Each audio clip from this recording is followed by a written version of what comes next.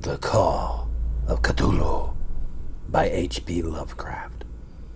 Chapter 1. The Horror in Clay.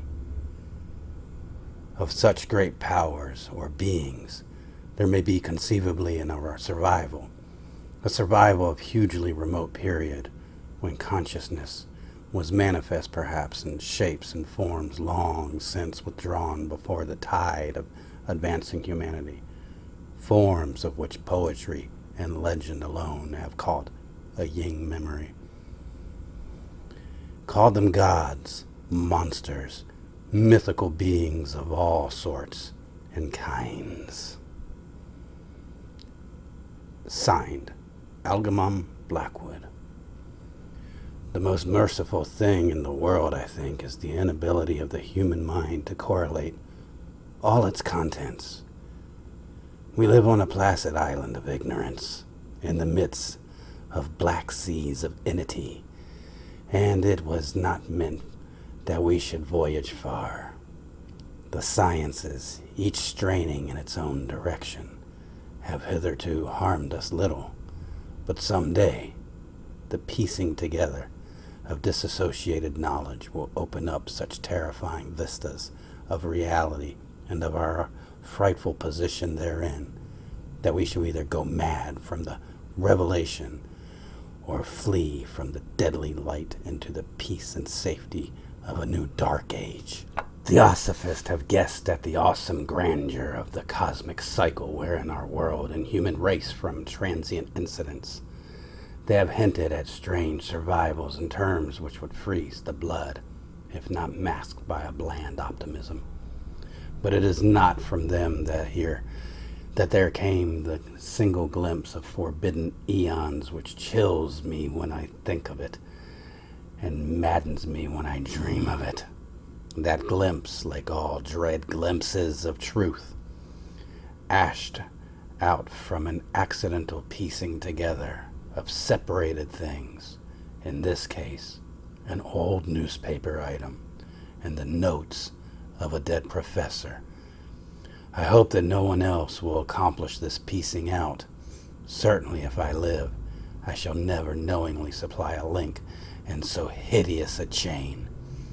I think that the professor, too, intended to keep silent regarding the part he knew, and that he would have destroyed his notes had not sudden death seized him.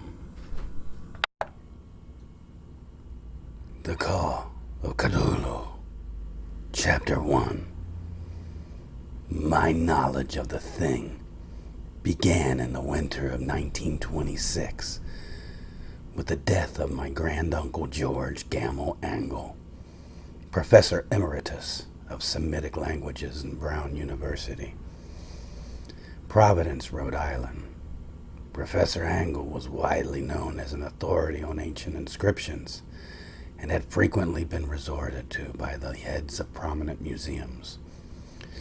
So his passing at the age of 92 may be recalled by many.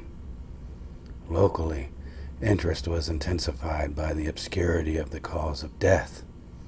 The professor had been stricken whilst returning from the Newport boat, failing suddenly, as witnesses said, after having been jostled by a nautical-looking lad who had come from one of the dark courts on the precipitous hillside, which formed a shortcut from the waterfront to the deceased home in William Street.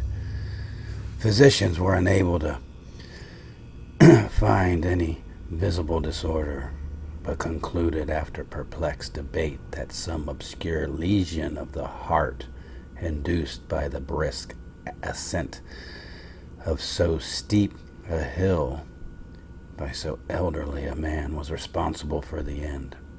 At the time I saw no reason to dissent from this dictum, but latterly I am inclined to wonderland more than wonder.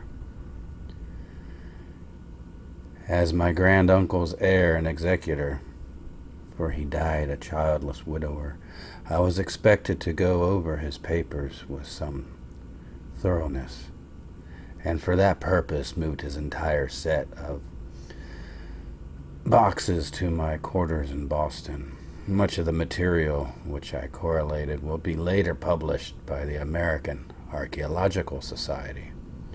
But there was one box which I found exceedingly puzzling, which I felt much averse from showing to other eyes. It had been locked, and I did not need the key till it occurred to me to examine the personal ring, which the professor carried always in his pocket. Then indeed, I succeeded in opening it, but when I did, so seemed only to be confronted by a greater and more closely locked barrier. For what could be the meaning of the clay bas-relief and disjointed jottings, ramblings, and cuttings which I found? Had my uncle in his later years become credulous of the most superficial impostures, I resolved to search out the eccentric sculptor responsible for this apparent disturbance of an old man's peace of mind. The bas-relief was a rough rectangle less than an inch thick and about 6 inches in area, obviously of modern origin. Its designers, however, were far from modern in atmosphere and suggestion, for although the vagaries of cubism and futurism are many and wild, they do not often reproduce that cryptic regularity which lurks in prehistoric writing, and writing of some kind of bulk of these designs seems certainly to be, though my memory, despite much familiarity with the papers and collections of my uncle, failed in any way to identify this particular species, or even hint at its remotest affiliations. Above these apparent hieroglyphics was a gur of evidence pictorial intent. Though its impressionistic execution forbade a very clear idea of its nature, it seemed to be a sort of monster, or symbol representing a monster, of a form which only a diseased fancy could conceive. If I say that, my somewhat extravagant imagination yielded simultaneous pictures of an octopus, a dragon, and a human caricature. I shall not be unfaithful to the spirit of the thing. A pulpy, tentacled head surmounted a grotesquely and scaly body with rudimentary wings. But it was the general outline of the whole which made it most shockingly frightful. Behind the gur was a vague suggestion of a Cyclopean architectural background. The writing accompanying this oddity was, aside from a stack of press cuttings in Professor Angel's most recent hand, and made no pretense to literary style. What seemed to be the main document was headed Cthulhu, Cult, and characters painstakingly printed to avoid the erroneous reading of a word so unheard of. This manuscript was divided into 2 sections, the rest of which was headed 1925, Dream and Dream of Work, H.A. Wilcox, 7 Thomas Street, Providence, Rhode Island, and the second, Narrative of Inspector John R. LaGrace, 121 Bienville, St. Street, New Orleans, L.A., Louisiana, at 1908 AAS. Mortgage notes on same in Professor Webb's account. The other manuscript papers were all brief notes, some of them accounts of the dreams of a divergent person, some of them citations from theosophical books and magazines, notably W. Scott Eliot's Atlantis and the Lost Lemuria, and the rest comments on long surviving secret societies and hidden cults, with references to passages in such mythological and anthropological source books as Fraser's Golden Bough and Miss Murray's Witch Cult in Western Europe. The cuttings largely alluded to mental illnesses and outbreaks of group folly. a mania in the spring of 1925. The first half of the principal manuscript told a very peculiar tale. It appears that on March 1st, 1925, a thin, dark young man of neurotic and excited aspect had called upon Professor Angle, bearing the singular clay bas-relief, which was then exceedingly damp and fresh. His card bore the name of Henry Anthony Wilcox, and my uncle had recognized him as the youngest son of an excellent family slightly known to him, who had latterly been studying sculpture at the Rhode Island School of Design and living alone at the Fleur-de-Lis building near the institution. Wilcox was a precocious youth of known genius but great eccentricity, and had from childhood excited attention through the strange stories of odd dreams he was in the habit of relating. He called himself psychically hypersensitive. Yeah, that's what he said. But the staid folk of the ancient commercial city dismissed him as merely weird. Never mingling much with his kind, he had dropped gradually from social visibility and was now known only to a small group of aesthetics from other towns, and even the Providence Art Club, anxious to preserve his conservatism, had found him quite hopeless. On the occasion of the visit ran the professor's manuscript, the sculptor abruptly asked for the benefit of his host's archaeological knowledge in identifying the hieroglyphs on the bas-relief. He spoke in a dreamy, stilted manner which suggested pose and alienated sympathy, and my uncle shewed some sharpness in replying, for the conspicuous freshness of the tablet implied kinship with anything but archaeology. Young Wilcox's rejoinder, which impressed my uncle enough to make him recall and record it verbatim, was of a fantastical poetic cast which must have tipped his whole conversation, and which I have since found highly characteristic of him. He said, "It is new, indeed, for I made it last night in a dream of strange cities, and dreams are older than brooding Tyre, or the contemplative Sphinx, or garden-girdled Babylon." It was then that he began that rambling tale which suddenly played upon a sleeping memory and won the fevered interest of my uncle. There had been a slight earthquake tremor the night before, the most considerable felt in New England for some years, and Wilcox's imagination had been keenly activated. Upon retiring, he had had an unprecedented dream of great cyclopean cities of Titan blocks and skying monoliths, and dripping with green ooze and sinister with latent horror. Hieroglyphics had covered the walls and pillars, and from some undetermined point below had come a voice that was not a voice, a chaotic sensation which only fancy could transmute into sound, but which he attempted to render by the almost unpronounceable jumble of letters. Cthulhu.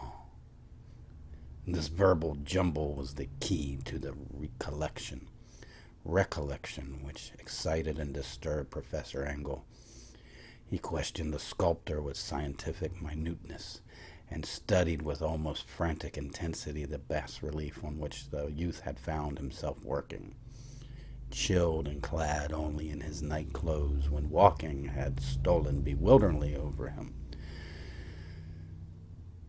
My uncle blamed his old age, Wilcox afterwards said, for his slowness in recognizing both hieroglyphs and pictorial design. Many of his questions seemed highly out of place to this visitor, especially those which tried to connect the latter with strange cults or societies, and Wilcox could not understand the repeated promises of silence which he was ordered in exchange for the admission of membership in some widespread mystical or paganly religious body.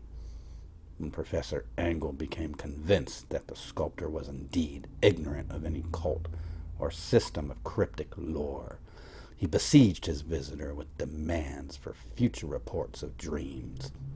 This bore regular fruit, for after the first interview, the manuscript records daily calls of the young man, during which he related startling fragments of nocturnal imagery, whose burden was always some terrible cyclopean vista of dark and dripping stone with a subterranean voice, or intelligence shouting monotonously in enigmatic sense impacts, unascribable serif is gibberish.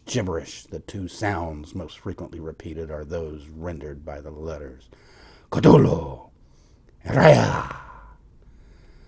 On March 23rd, the manuscript continued. Wilcox failed to appear, and inquiries of his quarters revealed that he had been stricken with an obscure sort of fever, taken to a home of his family in Waterman Street. He had cried out in the night, arousing several other artists in the building, and had manifested since then only alternations of unconsciousness and delirium. My uncle at once telephoned the family, and from that time forward kept close watch of the case, calling often on the Thayer Street office of Dr. Toby, whom he learned to be in charge. The youth's febrile mind apparently was dwelling on strange things, and the doctor shuddered now and then as he spoke of them. They included not only a repetition of what he had formerly dreamed, but touched wildly on a gigantic thing miles high, which walked or lumbered about. He had at no time fully described this object, but occasional frantic words, as repeated by Dr. Toby, convinced the professor that it must be identical with the nameless monstrosity he had sought to depict in his dream sculpture. Reference to this object, the doctor added, was invariably a prelude to the young man's subsidence into lethargy. His temperature, oddly enough, was not greatly above normal, but his whole condition was otherwise such as to suggest true fever rather than mental disorder. On April 2nd, at about 3 p.m., every trace of Wilcox's malady suddenly ceased. He sat upright in bed, astonished, himself at home and completely ignorant of what had happened in dream or reality since the night of March 22nd, pronounced well by his physician. He returned to his quarters in 3 days, but to Professor Engel he was of no further assistance. All traces of strange dreaming had vanished with his recovery, and my uncle kept no record of his night thoughts after a week of pointless and irrelevant accounts of thoroughly usual visions. Here the rest part of the manuscript ended, and reference to certain of the scattered notes gave me much material for thought. So much, in fact, that only the ingrained skepticism then forming my philosophy can account for my continued distrust of the artist. The notes in question were those descriptive of the dreams of various persons covering the same period as that in which young Wilcox had had this strange visitations. My uncle, it seems, had quickly instituted a prodigious far-flung body of inquiries amongst nearly all the friends whom he could question without impertinence, asking for nightly reports of their dreams and the dates of any notable visions. For some time past, the reception of this request seems to have been varied, but he must at very least have received more responses than any ordinary man could have handled without a secretary. This original correspondence was not preserved, but his notes formed a thorough and really significant digest. Average people in society and business, New England's traditional salt of the earth, gave an almost completely negative result. Those scattered cases of uneasy but formless nocturnal impressions appear here and there, always between March 23rd and April the 2nd, the period of young Wilcox's delirium. Scientific men were little more, affected, although the cases of vague description suggest fugitive glimpses of strange landscapes, and in one case there is mentioned a dread of something abnormal.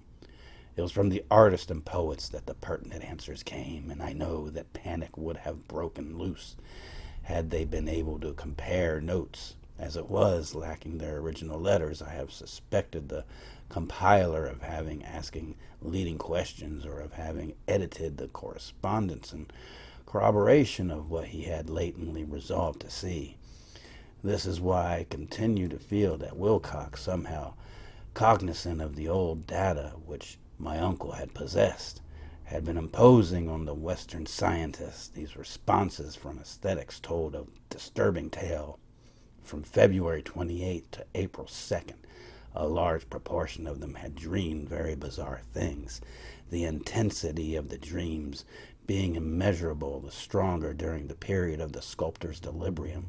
Over a fourth of those who reported anything reported scenes and half sounds not unlike those which Wilcox had described, and some, the dreamers, confessed acute fear of the gigantic, nameless thing, visible only to the dreamers. The last, one case, which the note describes with emphasis, was very sad, the subject a widely known architect and learnings toward philosophy and occultism, and violently insane on the date of young Wilcox's seizures. Expired several months later after incessant screamings to be saved from some escaped denizen of hell. Had my uncle referred to these cases by name instead of merely by number, I should have attempted some corroboration and personal investigation of my own. But as it was, I succeeded in tracing down only a few. All of these, however, bore out the notes in full. I have often wondered if all the objects of the professor's questioning felt as puzzled as did this fraction. It is well that no explanation shall ever reach them. The press cuttings, and I have intimated, touched on cases of panic, mania, and eccentricity during the given period. Professor Engel must have employed a cutting bureau, for the number of extracts was tremendous, and the sources scattered throughout the globe. Here was a nocturnal suicide in London, where a lone sleeper had leaped from a window after a shocking cry.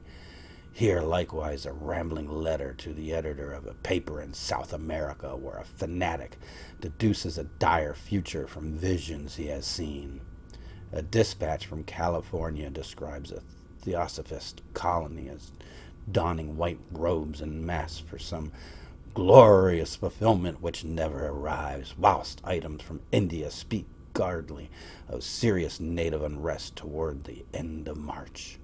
Voodoo orgies multiply in Haiti, and Africa outposts report ominous mutterings. American officers in the Philippines and certain tribes bothersome at this point, and New York policemen are mobbed by hysterical Levantines on the night of March 22 and 23. The west of Ireland, too, is full of wild rumor, and legendary and fantastic painter named Ardois Benoit hangs a blasphemous dream landscape in the Paris Spring Salon of 1926. And so numerous are the recorded troubles in insane asylums that only a miracle can have stopped the medical fraternity from noting strange parallelisms and drawing mystified conclusions, a weird bunch of cutting, all told that I can at this date scarcely envisage the callous rationalism which I set them aside. But I was then convinced that young Wilcox had known the older matters mentioned by the professor. Thanks for listening to Cthulhu, Chapter 1. Please like and subscribe to this channel, and don't forget to check out Chapter 2. Subscribe, right there, the button below. Yep, right there. Subscribe. Later.